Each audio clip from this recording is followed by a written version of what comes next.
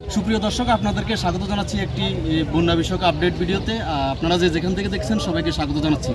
আজকে আমরা এসেছি চরবরাগাছার ঐতিহ্যবাহী বুলুয়া নদীর তীরে তোরাবগঞ্জ টু রামগতি বাজার যে বেড়িবাঁধ, সেখানে সুইচ গেট নামক এলাকায়। এখানে ইতিমধ্যে এই সুইচ গেটের পরিদর্শনে এসেছেন উপজেলা নির্বাহী কর্মকর্তা, পানি উন্নয়ন বোর্ডের কর্মকর্তা এবং উপজেলা বিএনপির বিভিন্ন পর্যায়ের নেতৃবৃন্দ এবং উপজেলা জামাতের নেতৃবৃন্দ সহ গণ্যমান্য ব্যক্তিবর্গ আজকে ওনাদের সাথে এসেছেন। এখানে আসলে যেই সুইচ গেটটা পানি এতদিন বন্ধ ছিল ভরাট হয়ে, সেটি পরিদর্শনে এসে এখানে তারা বিভিন্ন প্রতিশ্রুতি দিয়েছেন কাজ করার, এবং এলাকাবাসী মনে করছেন যে এই সুইচ গেটটি যদি ওপেন করে দেওয়া হয় তাহলে বন্যার পানি কিছুটা কমবে, তবে মূল কাজটা হবে বুলুয়া নদী খনন। তো আজকে আমরা এসেছি, আজকে পরিদর্শনের আদ্যপান্ত আপনাদেরকে বিস্তারিত জানানোর চেষ্টা করব। আশা করি আপনারা ফুল ভিডিওটি দেখবেন এবং আমাদের সাথে থাকবেন। ধন্যবাদ সবাইকে। এখন কি কার্যক্রম? এখন পাইপের সামনে যে স্টাচগুলো আছে ওইটা হচ্ছে প্রেসার দিয়ে মানে মাইলিং করে মাটি সরানোর চেষ্টা করে। না চেষ্টা কিছুটা বলবো না, ভালো এখানে দুইটা ইয়ে দিয়ে এখন পানি ঢুকে দুইটা এখনো আছে, মানে আমাদের অ্যাক্টিভ টিউব আছে দুইটা, এখন দুইটা আছে। আর যেগুলি ওই যে সিল টিউব চারটা, যে 6টা আছে টোটাল। চারটা আপাতত ওয়ার্কিং হচ্ছে, ফাংশনাল হচ্ছে দুইটা, অন্য চারটা কি কখন থেকে শুরু করছে? এটা আমি এখানে আমি একটা সেকশন দিচ্ছি এই জায়গায় কমপক্ষে এই পাশে আমাদের 19 ফিট পানির থেকে একদম স্ট্রেট 19 ফিট গভীর যাচ্ছে, আর ওই পাশে 17 ফিট গভীর।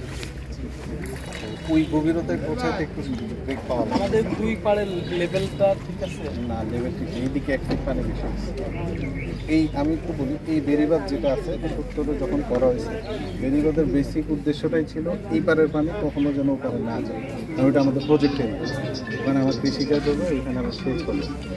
পানি কখনো যদি সবসময় আমার ওপারে চলে যায় তাহলে আমার কৃষি জমিগুলি হবে, আর এই দিকের পানি বুলুয়া দিয়ে বেরিয়ে যায়। এই পানি কি এখন যদি আমরা এটা ওপেন করি পানি কি ভিতরে যাবে? ভেতরে তাহলে ওইখানে রিলিজটা হবে কিভাবে? রিলিজটা হচ্ছে ওইখানে যে খালটা আছে রাতাচোড়া খাল, এটা কালির খাল আর জারিতনা খাল, এই দুই খালে যা পড়ে, ওই দুই খাল থেকে ইভেন্টুয়ালি মেঘনা যায়। ওই খালগুলো আমার হচ্ছে ন্যারো হয়ে গেছে, কিন্তু কোনো ব্যারিয়ার নেই এখন। যদি আমরা এখানকার এক্সট্রা পানিটাকে পানি দিলে 1 ফিট পানি আমাদের যেতে যাবে, ওই পানি যদি লক হয়ে যাবে, জি ভাইয়া, লক হওয়ার চান্স একটু কম, কারণ হচ্ছে পানি যে হারে বের হচ্ছে ওটা একটু কম, পানি বের হচ্ছে। তাহলে ঠিক আছে। দেখাও যায় স্যার, এখানে এখানে স্টার্ট করলে ওখানে দেখা যাচ্ছে, ওখানে দেখা যায় খুব স্পিডে যাইতেছে। হ্যাঁ ভাইয়া আসেন, ডাইরেক্ট সুইচে রেখেন ভাবি তো না হয় সুইচ গেটে রেখেন, যদি পানি সুইচ গেটে রেখেন স্যার। আলহামদুলিল্লাহ, জি তাহলে সুইচ এবং আপনারা আমাদের মনিটরিং এ আছে, মনিটরিং যারা থাকে, আমাদের লোক সকাল থেকে আছে। প্রয়োজন আমাদের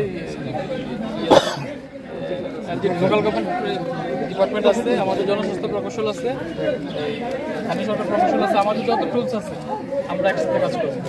আমরা চাই এই পানির সমস্যাটা স্থায়ী সমাধান হোক, এবং আমাদের যে অনেক লোক আপনারা জানেন যে কষ্ট করতেছে, আমরা এই কষ্ট থেকে দ্রুত পরিত্রাণ চাই। এতে আমাদের পক্ষ থেকে উপজেলা প্রশাসন থেকে শুরু করে আমরা যারা আছি, পানি বোর্ড থেকে শুরু করে স্থানীয় সরকার প্রকৌশল, জনস্বাস্থ্য প্রকৌশল সহ আপনারা জানেন তো আমরা সবাই মাঠে আছি, জনপ্রতিনিধিদের নিয়ে, আমরা স্থানীয় ভলেন্টিয়ারদের নিয়ে আমরা, এবং আজকে আমাদের সাথে টেকনিক্যাল এক্সপার্টরাও আসছেন। আমরা আমাদের সামর্থ্য অনুযায়ী জি না এখন এই সিচুয়েশনে যতটুকু করা সম্ভব আমরা সেটা করব, এবং এলাকার কোনো ক্ষতি না হয় এটা আমাদের ফার্স্ট প্রায়োরিটি।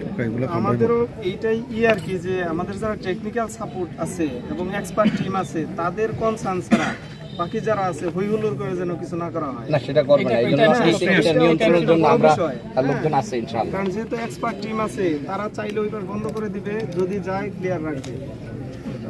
না না, এই ধরনের কিছু হবে না, এই ধরনের কিছু হবে না। তাহলে এখানে একটা টিউব এখন চেয়ারম্যান সাহেব আছে, জি জি, এই ধরনের কিছু হবে না এখানে। দেখে একটু জি চলো, কোনো অকারেন্স না ঘটে। জি জি, না সেটা হবে না ইনশাআল্লাহ।